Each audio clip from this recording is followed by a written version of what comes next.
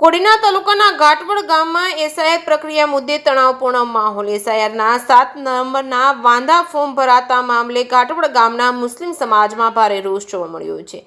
આ મુદ્દે ન્યાય અને સ્પષ્ટતાની માંગ સાથે 55 થી વધુ લોકો કોડીનાર પોલીસ સ્ટેશન પહોંચ્યા હતા। ગ્રામજનો ફરિયાદ નોંધાવવાનો કોડીનાર પોલીસ સ્ટેશન ખાતે એકઠા થયા હતા। મુસ્લિમ સમાજના આગેવાનોનો આક્ષેપ છે કે એસઆઈઆર પ્રક્રિયા દરમિયાન અનિયમિતતાઓ અમુક ચોક્કસ સમુદાયને નિશાન બનાવી કાર્યવાહી થતી હોવાનો આક્ષેપ છે। મુસ્લિમ સમાજે સમગ્ર મામલે નિષ્પક્ષ તપાસ અને યોગ્ય કાર્યવાહી કરવા માંગ કરી છે। જે કે સિંગુદતી સાથે સબીર સેલોદ કોડીનાર લોકશાહીની સદસ્ય ગ્રામ પંચાયત ઘાટોડ એસઆઈઆરના સંદર્ભમાં જે ખોટી રીતે 7 નંબરના ફોર્મ ઘાટોડ ગામના 495 વ્યક્તિઓને ખોટી રીતે હેરાન કરવાના ઈરાદે 7 નંબરના ફોર્મ અન્ય વ્યક્તિઓએ ભરેલું હોય તે સંદર્ભે આજ રોજ અમે પોલીસ સ્ટેશને એફઆઈઆર નોંધવા માટે લેખિત રજૂઆત કરવા પહોંચ્યા છે।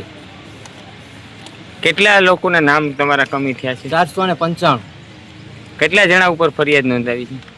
6 વ્યક્તિ છે, 6 થી 7 વ્યક્તિ ખાલી ઘાટોડ ગામમાં વાંધા લેનાર। આજે કેટલી ફરિયાદ નોંધાવી તમે? 60-70 ફરિયાદ આપી છે। સાહેબે શું જવાબ આપ્યો? સાહેબે કીધું છું કે અમને કોઈ સરકારમાંથી અથવા તો મામલતદાર તેના જે રિલેટેડ ડિપાર્ટમેન્ટ હોય તે કંઈ સૂચના આપશે તે પછી અમે આગળની કાર્યવાહી કરશું તેવું સાહેબે પીઆઈ સાહેબે જણાવેલ છે આજ રોજ। અને આ વસ્તુ જો તમારા નામ કમી થઈ ગયા તો તમે આગળ શું કાર્યવાહી કરશો?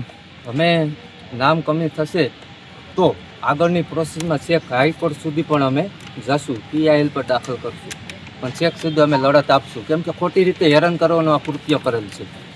શું કહેવા માંગો છો? બીજું તો અમને સરકાર પાસે એ આશા રાખીએ છીએ કે આવા કોઈ પણ વ્યક્તિઓને ખોટી રીતે હેરાન કરતા હોય એક દાખલારૂપ કાર્યવાહી થવું જોઈએ, જેથી કરીને કોઈ પણ અન્ય કોઈ પણ બાબતે આ રીતે કોઈને ખોટી રીતે હેરાન ન કરે। એ પણ એક સરકારની રિસ્પોન્સિબિલિટી છે।